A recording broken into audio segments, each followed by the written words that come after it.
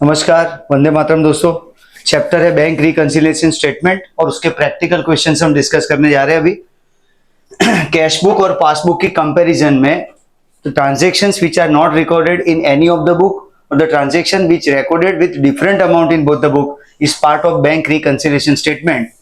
इसका इंट्रोडक्शन हम already discuss कर चुके हैं। Bank reconciliation statement is prepared by the trader to match balance between cash book and passbook, यानी कि जो डिफरेंसेस है वो डिफरेंसेस के साथ कैश बुक्स और पासबुक के बैलेंस को मैच करना है।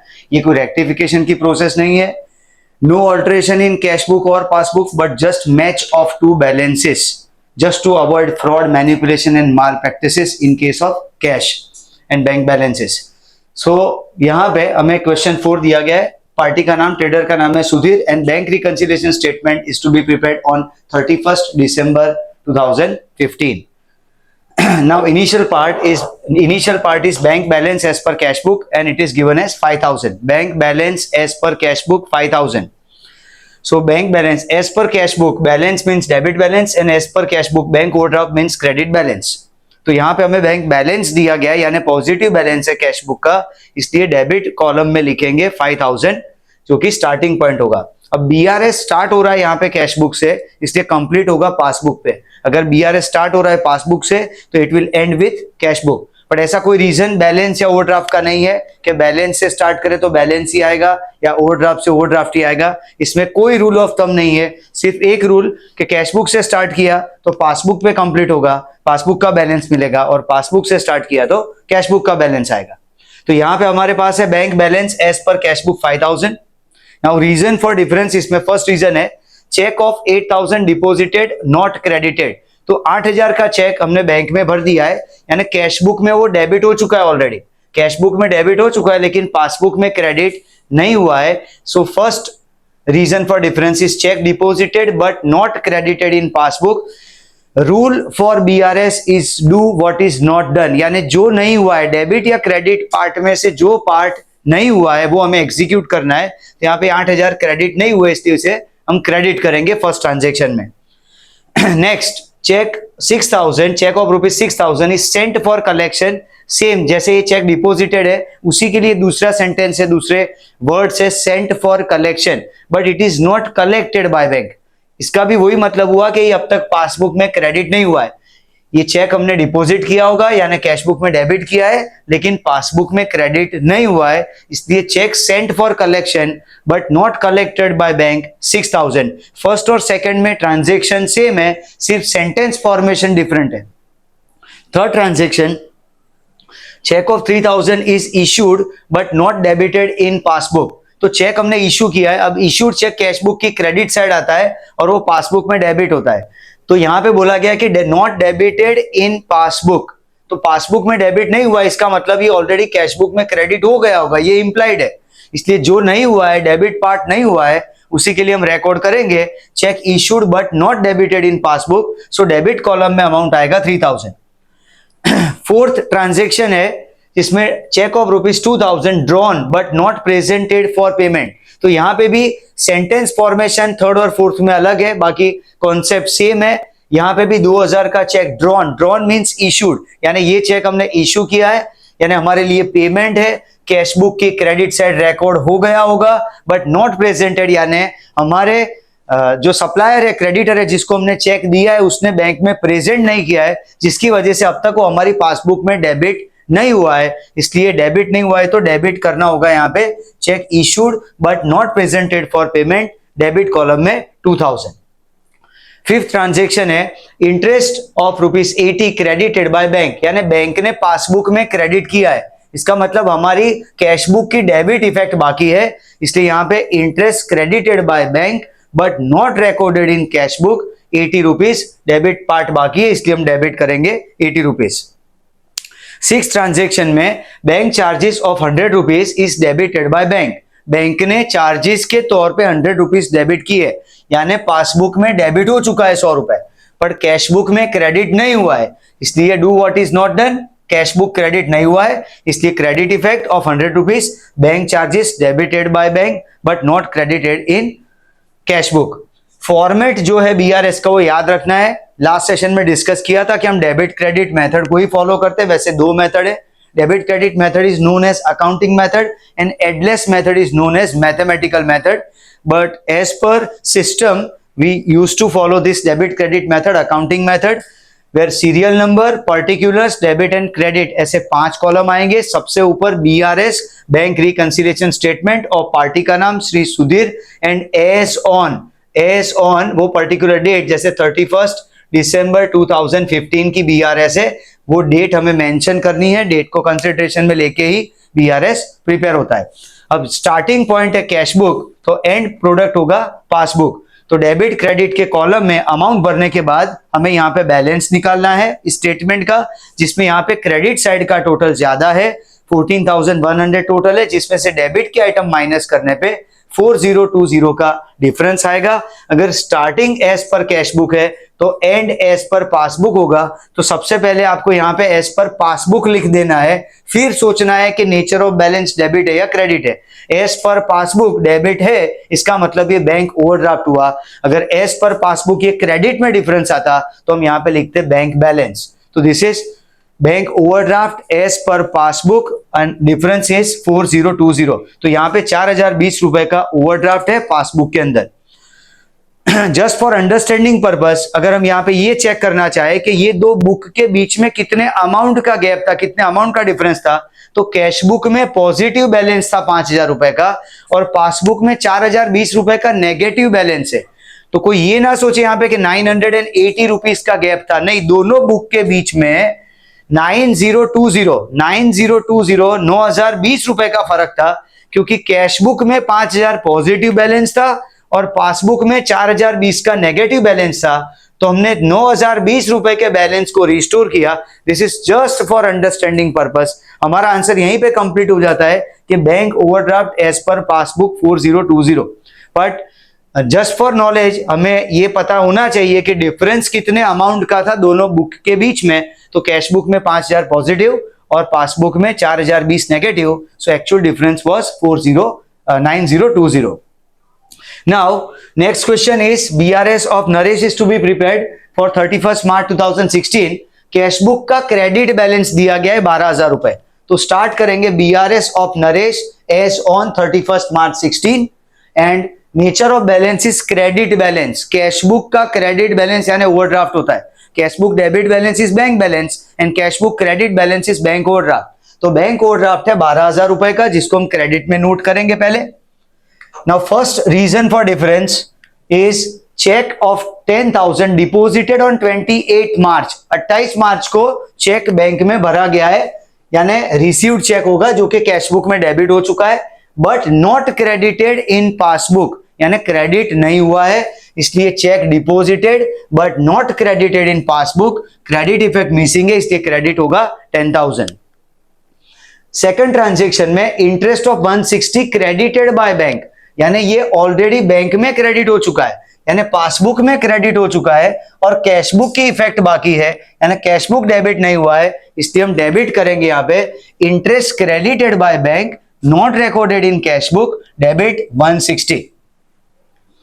कस्टमर हैज डायरेक्टली डिपॉजिटेड, जब भी हमारा कस्टमर हमारे अकाउंट में डायरेक्ट डिपॉजिट करता है हमारा बैंक बैलेंस बढ़ता है, यानी पासबुक में वो ट्रांजैक्शन क्रेडिट ही होता है। और जो जिसका नॉलेज ट्रेडर को नहीं है, इसका मतलब ये हुआ कि कैश बुक में वो डेबिट इफेक्ट बाकी है, मिसिंग है, यानी वो डेबिट इफेक्ट देनी है यहाँ पे। तो कस्टमर हैज डायरेक्टली डिपॉजिटेड 10,000 और डेबिट कॉलम में अमाउंट आएगा। नेक्स्ट है चेक ऑफ 8,000 डिपॉजिटेड, यानी रिसीव्ड चेक की बात है जो हमने बैंक में डिपॉजिट किया है, but not recorded in cash book, cash book में रिकॉर्ड नहीं है। अब इसका क्या मतलब हुआ कि चेक आया होगा, हमने बैंक में भर दिया है, पासबुक में क्रेडिट हो गया है, पर अब तक कैश बुक में डेबिट नहीं हुआ है। So do what is not done, debit नहीं हुआ है तो डेबिट करेंगे check deposited but not recorded in cash book, 8,000 debit effect.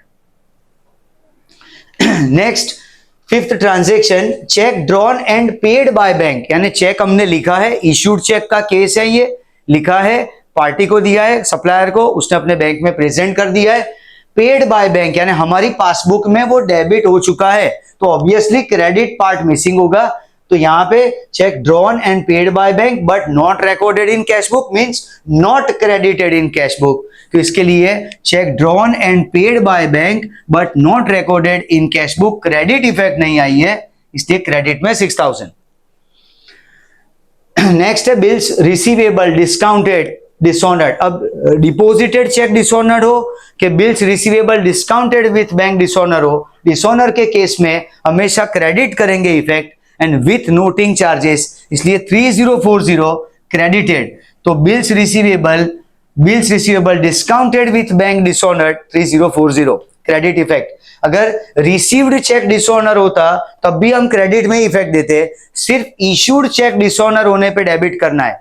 तो रिसीव्ड चेक डिसऑनर हो तो credit and issued cheque dishonour हो तो डेबिट करना है। यहां पे ये बिल्स रिसीवेबल है discounted with bank and it is dishonoured, so amount is credit column 3040।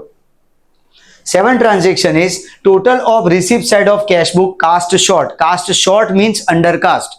अब ये एरर है, एरर में हमेशा हमें कस्टमाइज थिंकिंग करना होगा कि उस एरर को कैसे रेक्टिफाई किया जाए, किस तरह से बीआरएस में लिया जाए।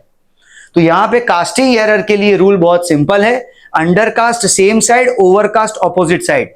यानी अगर कैश बुक की रिसिप्ट साइड अंडरकास्ट है, रिसिप्ट यानी डेबिट साइड अगर अंडरकास्ट है तो डेबिट करेंगे, ओवरकास्ट है तो क्रेडिट करेंगे।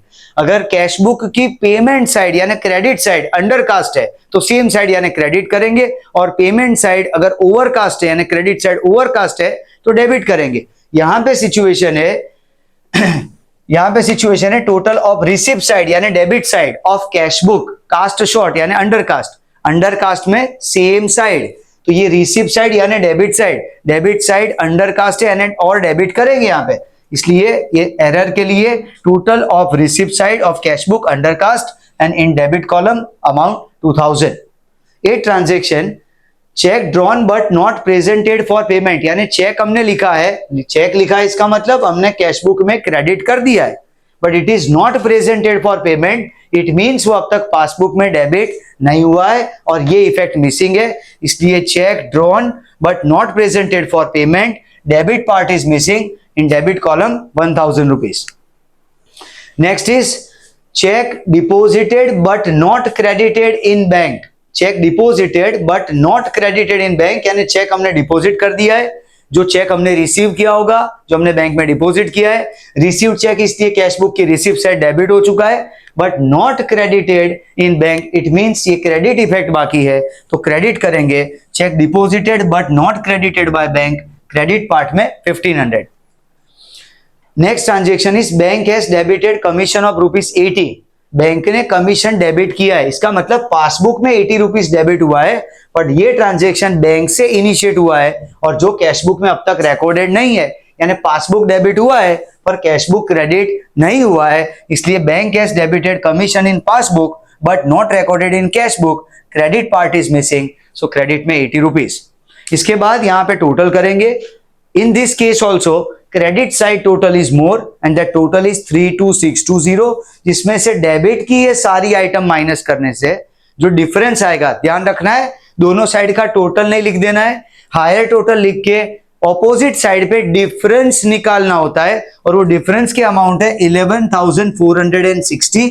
तो सबसे पहले हम यहाँ पे डिफरेंस लिखेंगे 11,460। अब स्टार्ट हुआ था एज पर कैश बुक, तो खत्म होगा एज पर पासबुक, और as per passbook debit balance है, इसलिए यहां पे शब्द आएंगे बैंक ओवरड्राफ्ट।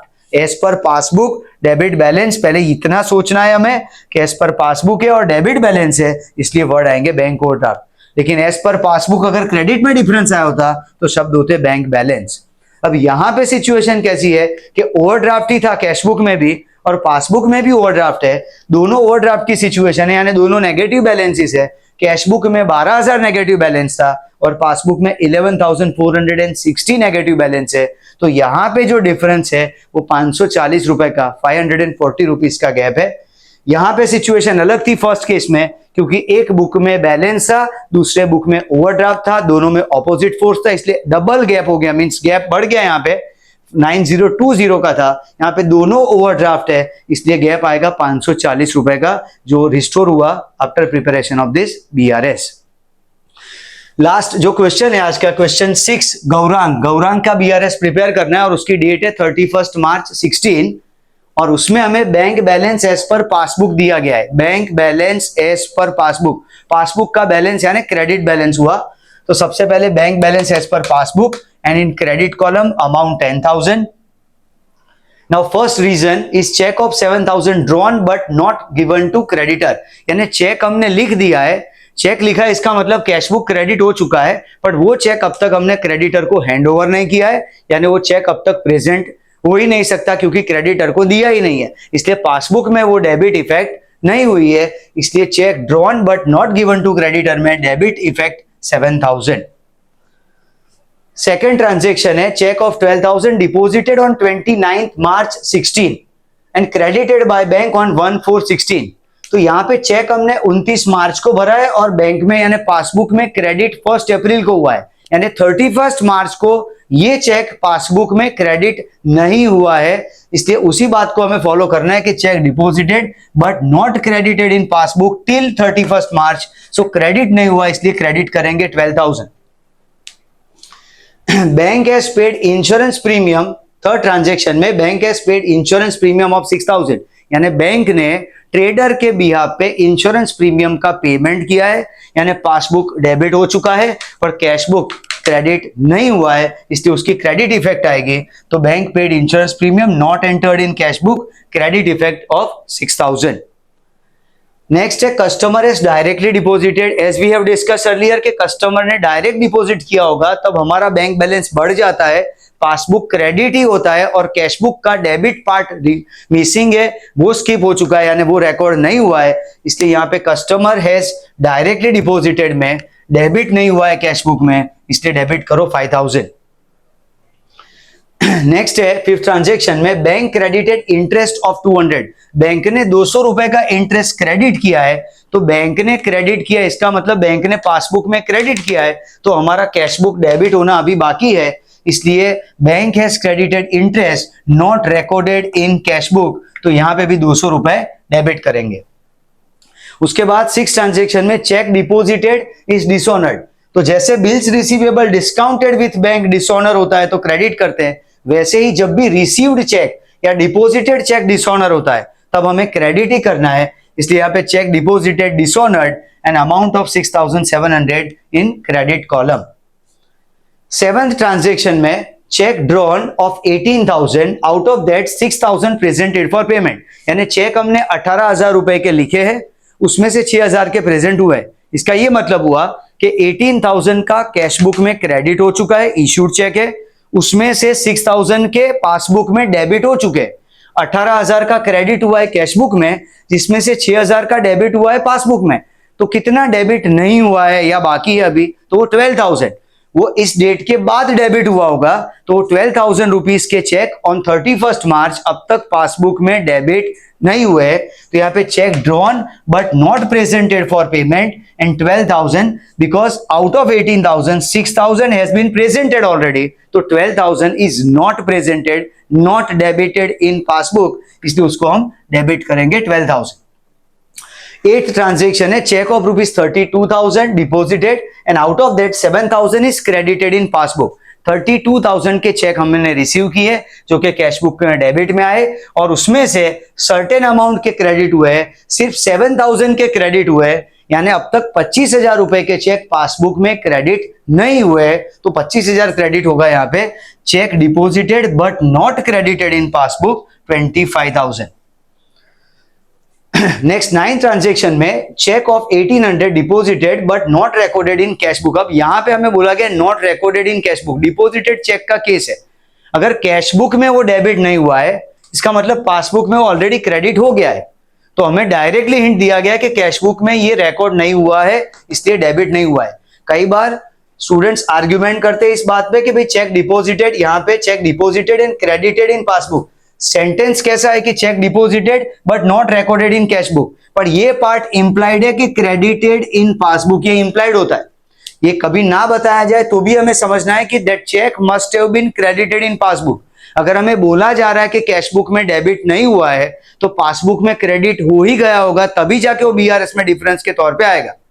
तो check deposited and credited in passbook but not entered in cash book, debit effect नहीं हुआ है 1800 का, इसलिए 1800 हम डेबिट में नोट करेंगे। लास्ट ट्रांजेक्शन में bank has debited 20 for bank charges, bank ने 20 रुपीज के चार्जेस डेबिट किए हैं, यानी पासबुक में 20 रुपीज के चार्जेस डेबिट हुए हैं, जो कैश बुक में क्रेडिट होने बाकी है, इसलिए क्रेडिट इफेक्ट देंगे। तो bank has debited for bank charges not recorded in cash book 20 rupees in credit column. इसके बाद ट्रांजेक्शन्स के बाद अब हम डिफरेंस एक्सट्रैक्ट करेंगे, जिसके लिए दोनों साइड टोटल चेक करना है। ये केस में भी क्रेडिट साइड का टोटल ज्यादा है, द टोटल इज 59720। उस क्रेडिट टोटल में से डेबिट के सारे आइटम्स माइनस करने पे डेबिट में डिफरेंस आ रहा है 33,720।